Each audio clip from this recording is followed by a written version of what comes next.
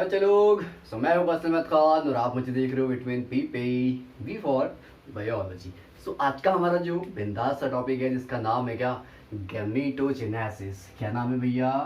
गैमीटोजेनेसिस। ठीक है, तो बहुत सारी बातें हो चुकी थी। हिस्टोलॉजी जो ओविडक्ट की थी वो मैंने मतलब बहुत ही अच्छे से बता दिया था। यूट्रस में कैसे कैसे मायोमेट्रियम, एंडोमेट्रियम, पेरीमेट्रियम क्या क्या था, सबको मैंने एक्सप्लेन करा अच्छे से। वेजाइना की हिस्टोलॉजी क्या थी वो भी बता दिया, ठीक है। और जितनी भी मतलब ओवरीज की हिस्टोलॉजी थी, मतलब फीटस की भी मैंने बताई है और साथ साथ में एडल्ट की भी बताई है, ठीक है। साथ साथ में ओवम का फॉर्मेशन वहाँ पर कैसे हुआ था, ठीक है, कौन कौन से स्ट्रक्चर वहाँ पर पार्टिसिपेट हुए थे, ठीक है, तो उन सब की भी बात करी थी। लेकिन आज का हमारा टॉपिक है, इसमें हम लोग बात करेंगे गैमेटोजेनेसिस की। और गैमेटोजेनेसिस में सिर्फ आज हम लोग बात करेंगे स्पर्मेटोजेनेसिस की। तो पहले इस बात को देखते हैं कि गैमेटोजेनेसिस क्या होता है, ठीक है। फॉर्मेशन ऑफ गैमीट, सिंपली, ठीक है। गैमीट का फॉर्मेशन क्या कहलाता है? यही कहलाता है भैया गैमेटोजेनेसिस, ठीक है। तो गैमेटोजेनेसिस होती कहाँ है? तो पहली बात हम लोग ये कर लेंगे, ठीक है। तो गैमेटोजेनेसिस होती है भैया गोनैड्स में। कहाँ होती है?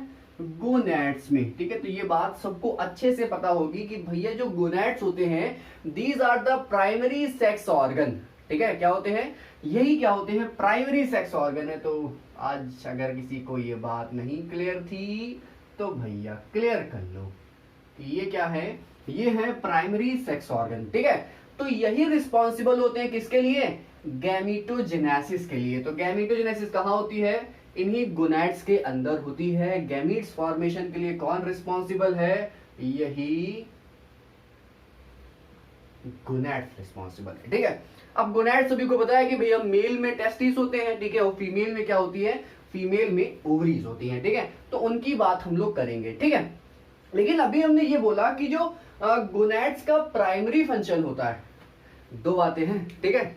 गोनैड्स का प्राइमरी फंक्शन क्या होता है? वो होता है गैमीटोजेनेसिस, ठीक है। प्राइमरी फंक्शन की हम बात कर रहे हैं कि गोनैड्स का प्राइमरी फंक्शन, पहला काम क्या है?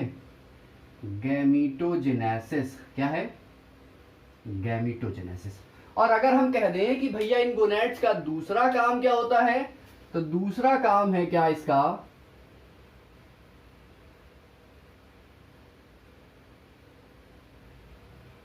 सेक्रीशन ऑफ हार्मोन, ठीक है, याद रहेगा ना। प्राइमरी फंक्शन क्या था? गैमीटोजेनेसिस करना। और सेकेंडरी फंक्शन क्या था गोनैड्स का? वो था भैया सेक्रीशन ऑफ हार्मोन, ठीक है। तो लेकिन देखते जरा हम ये हैं कि चाहे हम टेस्टिस की बात करें, ठीक है, चाहे हम ओवरी की बात करें, मतलब मेल गोनैड्स और फीमेल गोनैड्स, अगर दोनों की अगर हम बात करें तो ये बात देखना जरूरी है कि गैमीटोजेनेसिस की साइट क्या होती है, कि गैमीटोजेनेसिस होती कहां पर है। तो लिख देते हैं उसकी साइट। साइट क्या है? साइट है जर्मिनल एपिथेलियम। बहुत सारी बात इसके बारे में हुई थी भैया। क्या है? जर्मिनल एपिथेलियम, या इसी को क्या कह देते हैं? Myocytes of gonads. क्या कह देते हैं? इन्हीं को कह देते हैं मियोसाइट्स ऑफ गोनैड्स, ठीक है। मियोसाइट की बात भैया हमने सेमीफेरस टेब्यूल में भी करी थी जब हमने टेस्टिस का सेक्शन पढ़ा रहे थे, और मैंने इसकी बात ओवरी में भी करी थी, ठीक है, कि भैया ये देखो मियोसाइट है, ठीक है। तो ऑल ओवर मैंने डायग्राम बना बना के वहां पर आप लोगों को दिखाया था, ठीक है। तो अब जरा देखते हैं कि जो गैमीटोजेनेसिस होती है इसको कितने पार्ट में पढ़ा जाता है। देखो, अगर हम क्या कर लें कि गैमीटोजेनेसिस को स्टेप वाइज स्टेप डिवाइड कर ले तो ये हमारे लिए आसान हो जाता है। अब फिर क्या होता है, बहुत सारे बच्चे क्या कहते हैं, स्टेप वाइज को डिवाइड नहीं करते, कहते नहीं मुझे ऐसे याद हो जाता है। तो ठीक है वैसे याद कर लो, लेकिन वैसे आप अपने रास्ते से भटक सकते हो। इसीलिए जो स्टेप बता रहा हूं ना, इसको अगर आपने आसानी से पढ़ लिया ना तो भैया मैं गारंटी लेता हूं इस बात की कि गैमीटोजेनेसिस आज से लेकर जिंदगी भर तक आप भूलने वाले नहीं हो, ठीक है। तो गैमीटोजेनेसिस को देखें तो गैमीटोजेनेसिस को हम लोग 3 फेज में डिवाइड कर देते हैं। अगर हम गैमीटोजेनेसिस को देखें तो इसको क्या कर देते हैं? 3 फेज में डिवाइड करेंगे। कितने फेज में डिवाइड करेंगे? 3 फेजेस में, ठीक है। अब जो ये 3 फेजेस में डिवाइड करेंगे तो बहुत आसान मैं बनाने जा रहा हूं, ठीक है, बहुत ध्यान से देखना, ठीक है। अभी यही फेज मैं जो बताऊंगा इसी के बिहाफ पे मैं स्पर्मेटोजेनेसिस करा दूंगा, ठीक है। तो जरा देखना, जो पहला फेज होता है इसको बोलते हैं क्या? Multiplication phase. पहला फेज जो होता है उसको बोलते हैं,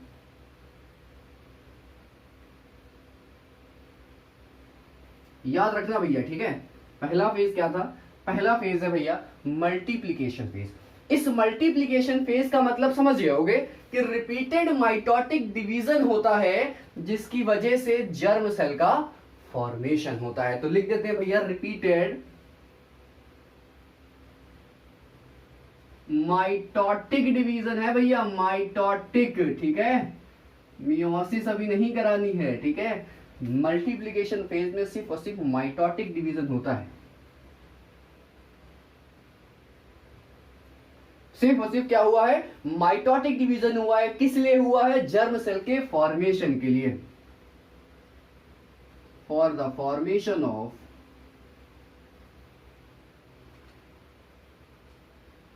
जर्म सेल्स, ठीक है।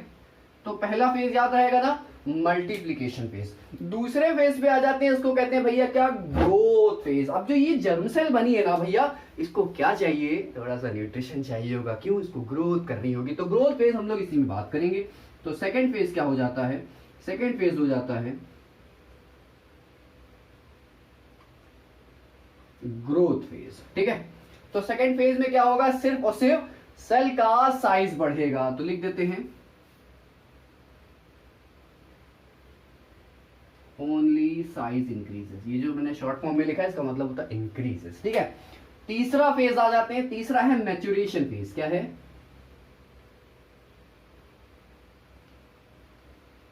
मैच्योरेशन फेज, ये हमारा तीसरा फेज है, ठीक है। देख लो भैया, अभी हमने क्या कराया था? माइटोटिक डिवीजन कराया था, ठीक। लेकिन मैच्योरेशन फेज में क्या होता है? इसको दो सब स्टेप में बांट देते हैं, ठीक है। दो सब स्टेप में बांट देते। तो लिख देते हैं इसके आगे टू स्टेप प्रोसेस। सिंपल सा है, सिंपलाइज करते हुए चल रहे हैं, ठीक है, इसलिए ऐसे लेके चल रहे हैं। अब दो फेज क्या क्या है भैया? एक है मियोसिस फर्स्ट और एक है क्या? मियोसिस सेकंड, ठीक है। एक क्या है? मियोसिस फर्स्ट और दूसरा क्या है? Meiosis second. हमने दो फेज में बांट दिया है, इसको अब मत भूल जाना, ठीक है। और बता देते हैं कि मियोसिस फर्स्ट को ही क्या कहते हैं? इसी को कहते हैं क्या? रिडक्शन फेज, या इसी को रिडक्शन डिवीजन भी कह देते हैं। क्या कह देते हैं? Reduction division. और मियोसिस सेकंड तो सभी को पता होगा, इसी को कहते हैं ऑर्डिनरी डिवीजन। क्या कहते हैं? Ordinary division. याद रहेगा ना? बहुत ही सिंपल वे में मैंने बताया है, ठीक है। तो पहला फेज क्या था? मल्टीप्लिकेशन। दूसरा क्या था? Growth phase. तीसरा क्या था? मैच्योरेशन। मल्टीप्लिकेशन फेज में क्या था? सिर्फ और सिर्फ माइटोटिक डिवीजन होना, जिसकी वजह से जर्म सेल का फॉर्मेशन होगा।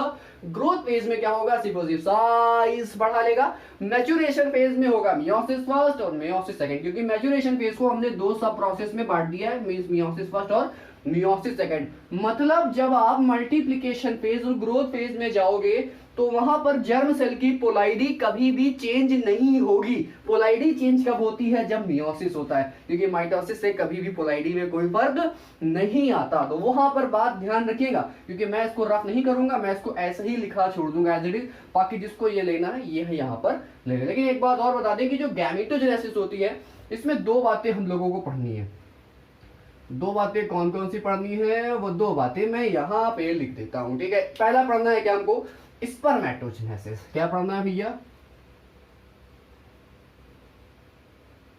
स्पर्मेटोजेनेसिस। और दूसरा क्या पढ़ना है? दूसरा पढ़ना है oogenesis, ठीक है।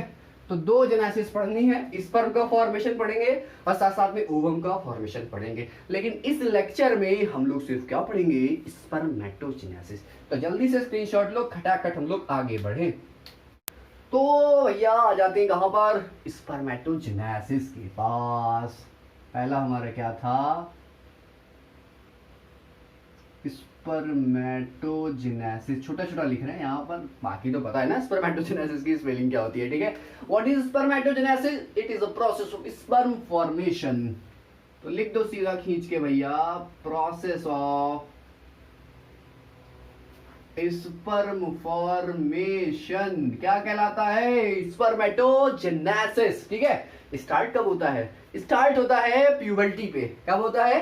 प्यूबर्टी। किसकी वजह से? Under the influence of hormones. ठीक है, तो ये भी बात लिखते हैं कि स्टार्ट कब होता है। ठीक है, स्टार्ट कब होता है, तो इसके लिए लिख देते हैं at the age of puberty under the influence of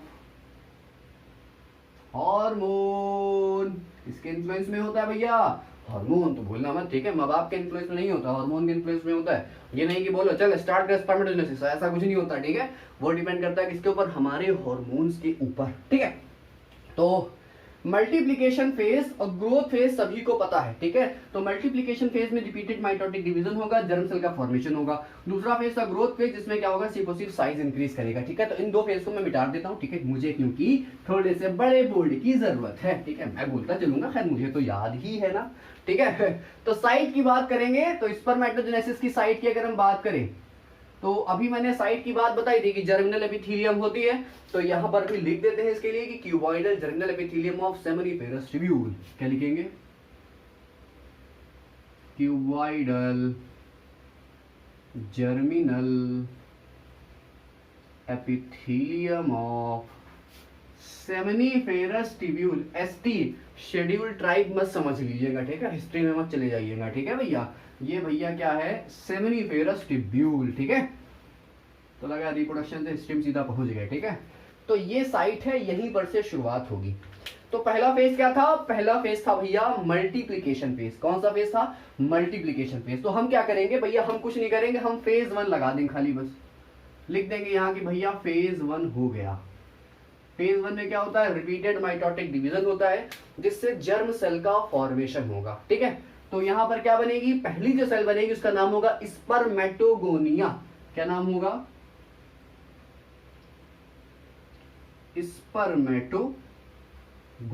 ठीक है, रिपीटेड माइटोटिक डिवीजन हुआ है, और मैंने कहा था कि जब कभी भी मल्टीप्लिकेशन फेज होगा, सेल की पोलाइडी में कोई बदलाव नहीं आएगा। तो जर्मिनल एपिथेलियम की जो पोलाइडी होती है सेमिनिफेरस ट्यूब्यूल की, वो होती है 2n। तो स्पर्मेटोगोनिया की पोलाइडी भी कैसी होगी? ये भी होगी 2n। अभी सेल कितनी बनी है? एक जर्मिनल क्यूबॉइडल एपिथेलियम से एक ही सेल बनी है, क्योंकि जो हम लोग स्ट्रक्चर सेमिनिफेरस ट्यूब्यूल का देख रहे होंगे वो कुछ इस तरह से होता है। ठीक है, यहाँ पर बनाते हुए चले, नहीं तो आधे लोग गड़बड़ा जाओगे। इस तरह से भैया बनाया था स्ट्रक्चर, याद है किसी को? ये थी जर्मिनल एपिथेलियम, यही तो है जर्मिनल एपिथेलियम। और ये क्या थी? ये थी भैया सर्टोली सेल। तो हुआ क्या है? पहला फेज हुआ है, और पहला फेज जो हुआ है, तो देखो जर्मिनल एपिथेलियम ने क्या करा है?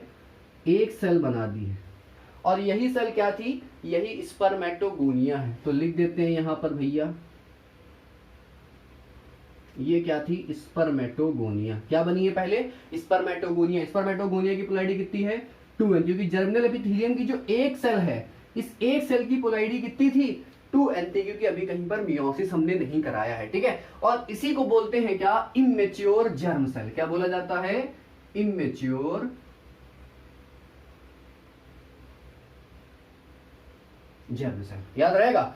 और कितनी बनी है? देखो, एक क्यूबॉइडल एपिथेलियम ने क्या करी है? एक ही तो बनाई है, तो लिख देंगे यहां पर 1, एक बनी है। ठीक है, एक सेल लिख देते हैं पूरा पूरा यार, ताकि समझ में आ जाए तुम्हारे। ठीक है, अब यहां पर जितनी भी होंगी वही सब काम कर रही होंगी। ठीक है, जितनी भी होंगी वो सब यही काम कर रही है, सबका काम चालू तो under the influence of hormone. ठीक है, सेकंड फेज क्या था? सेकंड फेज था मैच्योरेशन फेज। क्या था? Maturation, sorry growth phase. Second phase जो था वो था ग्रोथ फेज। तो हम कुछ नहीं करेंगे, हम लिख देंगे सिर्फ और सिर्फ सेकंड फेज। ठीक है, तो spermatogonia now enters in second phase. तो भैया ये कहां एंटर कर गई है? Second phase. सेकंड फेज में सिर्फ और सिर्फ क्या हुआ था? साइज में बढ़ोतरी हुई थी, ना ही सेल में डिवीजन होगा, ना ही उसकी पोलैरिटी में बदलाव होगा। याद रहेगा ना। तो जब सेकंड फेज में जाएगी तो क्या बनेगी? वो बनाएगी प्राइमरी स्पर्मेटोसाइट। क्या बनाएगी भैया? Primary spermatocyte. क्या बनाया? Primary spermatocyte. और प्राइमरी स्पर्मेटोसाइट की कहानी क्या बताने, वो भी अभी कहीं मियोसिस नहीं हुआ है, तो पोलैरिटी कितनी होगी? 2n ही होगी। कोई डिवीजन नहीं हुआ है, तो सेल कितनी होगी? सेल एक ही होगी। तो बड़ा ध्यान से यहां पर पढ़ना पड़ेगा। तो क्या हुआ होगा कि जो ये स्पर्मेटोगोनिया थी, इसने क्या करा? इसने थोड़ा साइज में इंक्रीमेंट करा, साइज में बड़ी हुई, तो क्या कहलाई? ये कहलाई प्राइमरी स्पर्मेटोसाइट। क्या कहलाई? स्पर्मेटोसाइट। ये सारी बातें याद रखना, जब ऊँच कराएंगे तो वहां पर भी बहुत आसानी है, ठीक है। यही बातें याद रहेंगी, यही बातें उठा के वहां झोंक देंगे, बस जहां जहां पर स्पर्म लगाए वहां पर ऊ लगा देंगे उठा के, बात हमारी सारी क्लियर हो जाएगी। तो सेकेंडरी स्पर्मेटोसाइट की पोलैरिटी भी कितनी थी? ये भी अभी 2n है, ठीक है। तो याद रखनी है सारी बातें। तो ये है सेकेंडरी स्पर्मेटोसाइट, ठीक है। अब क्या होगा, सेकंड फेज हमारा कंप्लीट हो गया, तो now interest in third phase. तो थर्ड फेज क्या था? Maturation phase. मैच्योरेशन फेज के दो फेज थे, पहला क्या था? फर्स्ट ये था, और ये क्या था? सेकंड था। इसको लिख देते हैं हम लोग यहाँ पर, थर्ड का ए और थर्ड का बी फेज, याद रहेगा। तो देखो, अब ये प्राइमरी स्पर्मेटोसाइट कहाँ इंटर करेगी? ये इंटर करेगी मियोसिस फर्स्ट में, मतलब मैच्योरेशन फेज के मियोसिस फर्स्ट में। और मियोसिस फर्स्ट में क्या होता है? रिडक्शन डिवीजन, मतलब क्रोमोसोम नंबर क्या हो जाते हैं? हाफ हो जाती है, और 2 सेल बनके तैयार हो जाती है। ये बात हमको खचाखच पता थी, क्योंकि सेल डिवीजन पढ़ाया जा चुका था, ठीक है। तो अब क्या होगा कि अब ये प्राइमरी स्पर्मेटोसाइट इंटर कर जाएगी थर्ड के ए फेज में। देखो मैंने थर्ड का ए फेज लेके चला, इसलिए मैंने इसको लिख रखा था यहाँ पर। तो हुआ क्या होगा? मियोसिस फर्स्ट हो जाएगा, रिडक्शन डिवीजन होगा। मियोसिस फर्स्ट होता है तो 2 सेल बनती है, और वो 2 सेल इंटर कर जाती है मियोसिस सेकंड में, तो एंड में कितनी सेल बन जाती है? 4 सेल बन, ये सभी को पता था। तो मियोसिस फर्स्ट जब हुआ तो ये प्राइमरी स्पर्मेटोसाइट की पोलैरिटी घट के कितनी हो जाएगी? हाफ, क्योंकि मियोसिस फर्स्ट क्या है? Reduction division. तो रिडक्शन डिवीजन होगा तो सेल कितनी बनेंगी? 2 बनेंगी, पोलैरिटी कितनी हो जाएगी? हाफ। तो ये प्राइमरी स्पर्मेटोसाइट बदल जाता है किसमें? सेकेंडरी स्पर्मेटोसाइट में। किसमें बदल जाता है? Secondary spermatocyte. पोलैरिटी कितनी हो गई होगी?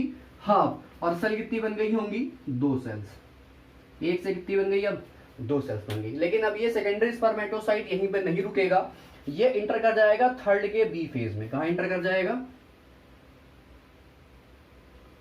थर्ड के बी फेज में। और ये दोनों सेल ही क्या करेंगी? थर्ड के बी फेज में इंटर करेंगी। तो क्या बना लेंगी? अब ये बनाएंगी स्पर्मेटिड्स। क्या बनाएंगी? स्पर्मेटिड्स। स्पर्मेटिड्स की पोलैरिटी भी कितनी होगी? n ही होगी। लेकिन अब क्या हो जाएगा कि एक सेकेंडरी स्पर्मेटोसाइट ने 2 स्पर्मेटिड बनाएंगे, तो 2 सेकेंडरी स्पर्मेटोसाइट कितने स्पर्मेटिड बनाएंगी? 4 स्पर्मेटिड बनाएंगी। तो लिख देंगे यहां पर भैया, ये 4 सेल्स हैं। तो कितने स्पर्मेटिड बन गए भैया? 4 बन गए, ठीक है। तो यहां पर भी हम थोड़ा सा डायग्राम बनाते हुए चल रहे हैं, ठीक है। तो ये क्या बना था अभी? हमारा प्राइमरी स्पर्मेटोसाइट बना था। इस प्राइमरी स्पर्मेटोसाइट ने क्या करा होगा?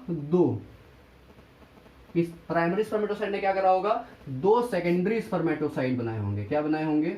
Secondary spermatocyte. पोलैरिटी कितनी हो गई होगी? हाफ n हो गई होगी, ठीक है। अब ये जो 2 सेकेंडरी स्पर्मेटोसाइट्स बनी थी, इन्होंने क्या करा होगा? इन्होंने, इसने भी 2 और इसने भी 2 क्या बना लिए होंगे? ये ऑल ओवर 4 स्पर्मेटिड्स बन गए होंगे। क्या बन गए होंगे? 4 स्पर्मेटिड्स बन गए होंगे। समझ में आई ना बात?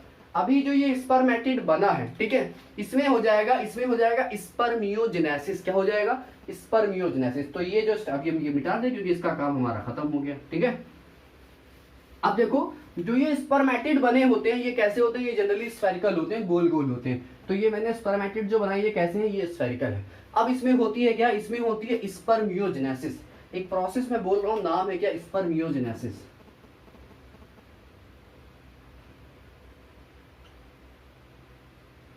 स्पर्मियोजेनेसिस, या इसी को कहते हैं स्पर्मटीलियोसिस। क्या कहते हैं?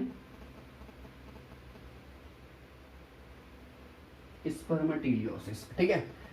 टेल्ड का फॉर्मेशन हो जाए, ठीक है।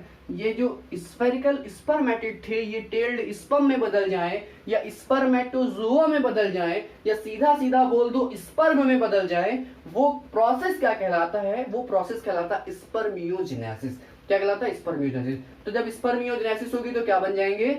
स्पर्मेटोजोआ। क्या बन जाएंगे? स्पर्मेटोजोआ, या इसी को क्या कह देते हैं? इन्हीं को कह देते हैं स्पर्म। तो ये जो 4 स्पर्मेटिड्स बने थे, अब ये क्या हो जाएंगे? ये कुछ इस तरह से ये टेल्ड स्पर्म में बदल जाएंगे, ठीक है। ये टेल्ड स्पर्म में बदल जाएंगे। बाकी इनका एक्रोसोम है, ये उनका न्यूक्लियस होगा, ठीक है। ये एक्रोसोम इनका होगा आगे की तरफ। अभी स्ट्रक्चर बना के बताएंगे वहां पर। तो जब ये स्पर्मेटोजुआ बन जाएंगे तो ये स्पर्मेटोजुआ क्या करते हैं, अपना हेड कहाँ लगा देते हैं, इसी सर्टोली सेल में लगा देते हैं। ये अपना हेड लगा के ऐसे पीछे टेल छोड़ देते हैं, नरिशमेंट लेने के लिए ऐसा करते हैं, ठीक है। और मैंने सर्टोली सेल के बारे में बताया, इसी को नर्स सेल मतलब सिस्टर भी कहते हैं। क्यों? क्योंकि ये इन्हीं स्पर्मेटोजुआ को क्या करती है, न्यूट्रिशन देती है। तो जो स्पर्मेटिड बने थे ये एंड में 4, ये डेवलप कर गए होंगे किसमें, ये डेवलप कर गए हैं स्पर्मेटोजुआ में। और स्पर्मेटोजुआ का मतलब क्या होता है, टेल्ड का फॉर्मेशन हो जाना, ठीक है। टेल्ड के अलावा और भी कुछ होता है। अगर मैं स्पर्मेटोजेनेसिस की बात करूंगा तो ये प्रोसेस है मेटामॉर्फोसिस, ठीक है, जिसमें जो स्फेरिकल स्पर्मेटिड होते हैं ये बदल जाते हैं टेल्ड स्पर्म में या स्पर्मेटोजुआ में। समझ गए ना? स्पर्मियोजेनेसिस क्या था, ये एक बस कुछ नहीं था, मेटामॉर्फोसिस था, जहां पर इन स्पर्मेटिड का शेप बदल गया है। मतलब ये स्फेरिकल स्पर्मेटिड चेंज हो गए हैं टेल्ड स्पर्मेटोजुआ में, ठीक है। और एक बात और होती है, जब ये स्पर्मियोजेनेसिस हो रही होती है तो इस दौरान एक प्रोटीन है, उसका नाम है हिस्टोन प्रोटीन कहते हैं, सीधा सीधा हिस्टामीन बोल देते हैं। तो हिस्टामीन जो होती है स्पर्मेटिड की जो हिस्टामीन होती है वो स्पर्मेटोजुआ में जाते जाते प्रोटामीन में बदल जाती है। मैंने कहा कि जब तक स्पर्मेटिड है तब तक हिस्टामीन होगी, क्या होगी, हिस्टामीन होगी, ठीक है। और जैसे ही वो स्पर्मेटोजुआ में पहुंचेगा, मतलब by the process of spermiogenesis, तो यही हिस्टामीन बदल जाती है किसमें, प्रोटामीन में। किसमें बदल जाती है, प्रोटामीन में। तो प्रोटामीन में जाने से फायदा ये होता है कि जो वेट स्पर्मेटिड का था, और अब अगर स्पर्मेटोजुआ का वेट करा जाए तो स्पर्मेटोजुआ का वेट स्पर्मेटिड के कंपैरिजन में 50% कम हो गया होता है। तो यही एक कहानी है हिस्टामीन की प्रोटामीन में बदल जाने की, क्योंकि स्पर्म को हल्का बनाना है, मोटाइल बनाना है, तेज भागने वाला बनाना है, क्योंकि अब इनको एक रेस में पार्टिसिपेट करना है, ठीक है। तो इसीलिए कुछ यहाँ पर ऐसा करा गया है कि उसका हिस्टामीन बदल दिया गया है किसमें, प्रोटामीन में, जिसकी वजह से इस स्पर्मेटिड का वेट घट जाए और स्पर्मेटोजुआ में बदलते बदलते मतलब मेटामॉर्फोसिस होते होते वेट 50% तक घट जाए। तो स्पर्मियोजेनेसिस में यही करा गया था। बात समझ में आ गई? तो ये स्पर्मियोजेनेसिस हो गई, और ये मैंने पढ़ा दिया क्या आपको, स्पर्मेटोजेनेसिस। अब ग्राफ रिप्रेजेंटेशन भी होता है, तो ग्राफ रिप्रेजेंटेशन भी आप देख सकते हो। देखो ये सामने ग्राफ रिप्रेजेंटेशन बना है कि देखो कैसे स्पर्मेटोगोनिया बनी थी एक, उसके बाद प्राइमरी स्पर्मेटोसाइट बनी है, वो भी एक ही है, पोलैरिटी 2n है अभी भी। सेकेंडरी स्पर्मेटोसाइट की मतलब पोलैरिटी कितनी हो गई, हाफ हो गई, सेल कितनी हो गई है, 2 हो गई है। और यहाँ पर स्पर्मेटिड जो बने हैं वो देख रहे हैं कितने बन गए, 4 स्पर्मेटिड बने, सबकी पोलैरिटी कितनी है, हाफ है। देन यहाँ पर स्पर्मियोजेनेसिस हो रहा है, स्पर्मियोजेनेसिस के बाद क्या हो रहा है, ये स्पर्मेटोजुआ बने जा रहा है, जो कि मैंने यहाँ पर भी दिखा दिया है, ठीक है। एक स्टेप और बचा है, एक टर्म बचा है जिसको बोलते हैं क्या, स्पर्मिएशन। लिख देते हैं यहाँ पर हम लोग स्पर्मिएशन, उसी को मैं एक्सप्लेन कर देता हूँ कि व्हाट इज स्पर्मिएशन, ठीक है। कई बार डेफिनेशन पूछ ली जाती है, ठीक है। होता यह है कि जो ये टेल्ड स्पर्म है, ठीक है, ये जो टेल्ड स्पर्म है इनको सेमिनिफेरस टिब्यूल से रीटी टेस्टिस में रिलीज कर देना ही क्या कहलाता है, स्पर्मिएशन, ठीक है। और टेल्ड स्पर्म के फॉर्मेशन के बाद ये सब के सब कहाँ धस जाते हैं, ये सब के सब सर्टोली सेल में धस जाते हैं। सभी को बता चुके थे मैं पहले कि देखो सर्टोली सेल को क्या बोला जा रहा था, नरिशिंग सेल बोला जा रहा था, नर्स सेल बोला जा रहा था, है ना, बात थी ना। क्यों? क्योंकि वो इन टेल्ड स्पर्म को क्या कर रहा था, नरिशमेंट दे रहा था। और स्पर्मिएशन की बात एक बार मैं फिर से बोल देता हूं कि जो टेल्ड स्पर्म होते हैं, इन टेल्ड स्पर्म को रिलीज कर देना कहां पर, रीटी टेस्टिस में। कहां से, सेमिनिफेरस टिब्यूल से। This process is called spermiation, ठीक है। तो ये बात हुई थी क्या, ये हुई थी स्पर्मेटोजेनेसिस। दिमाग में बात बसा लेना कि जब कभी भी गैमेटोजेनेसिस होगी तो 3 फेज होते हैं। पहला फेज मल्टीप्लिकेशन फेज होगा, लगातार नंबर में बढ़ेंगे लेकिन पोलैरिटी में कोई चेंज नहीं आएगा। दूसरा फेज होगा ग्रोथ फेज में सिर्फ और सिर्फ साइज बढ़ेगा, नंबर में कोई बदलाव नहीं आएगा, जो नंबर पहले थे वही नंबर रहेगा, ना ही पोलैरिटी में कोई बदलाव आएगा। देन जब ये मैच्योरेशन फेज में इंटर करते हैं, देन इस मैच्योरेशन फेज को हम लोग 2 फेज में, 2 सब फेज में डिवाइड कर देते हैं, means meiosis first and meiosis second. Meiosis first होगा तो रिडक्शन डिवीजन है, तो जाहिर सी बात है कि क्रोमोसोम नंबर हाफ हो जाएगा। बात समझ में आ गई ना। तो वही मैंने सब बस यहाँ पर बताने की कोशिश करी है ताकि आपको अच्छे से ये रिमाइंड रहे, कभी भूलना मत। और मैंने जैसे पढ़ाया अगर आप ऐसे पढ़ोगे ना तो कभी आप नहीं भूलोगे, ये मेरी गारंटी है, ठीक है। सो बच्चे लोग जिसने भी अभी तक हमारे प्रीवियस लेक्चर्स को नहीं देखा है यार, जल्दी से देख लो ताकि आगे की बातें आपको क्लियर होती हुई चले, ठीक है। और हाँ, जो यहाँ पर फर्स्ट टाइम आया ना, वो नीचे वाला घंटा दबा लो ताकि टाइम टू टाइम आपको इतने बिंदास लेक्चर्स की नोटिफिकेशन मिल जाया करे। मैं नहीं चाहता कि किसी का कोई भी लेक्चर मिस हो। सो बच्चे लोग मिलेंगे आपसे अपने नेक्स्ट लेक्चर में, ठीक है। अच्छा लगा हो लेक्चर तो प्लीज़ लाइक शेयर सब्सक्राइब करना मत भूलना, ठीक है। जिसने अभी नहीं करा वो कर लो सब्सक्राइब, ठीक है। और जो लाइक शेयर नहीं करता है तो प्लीज़ यार लाइक शेयर कर दिया करो ताकि और बच्चों के पास भी लेक्चर्स पहुंच जाया करें। मतलब जो कॉलेज तो बंद है, कोचिंग तो बंद है, ठीक है, तो फ्री का है तो फ्री का बटोरने दो, सबको मौका मिलना चाहिए सबको। तो मिलेंगे आपसे अपने नेक्स्ट लेक्चर में। Till then bye bye.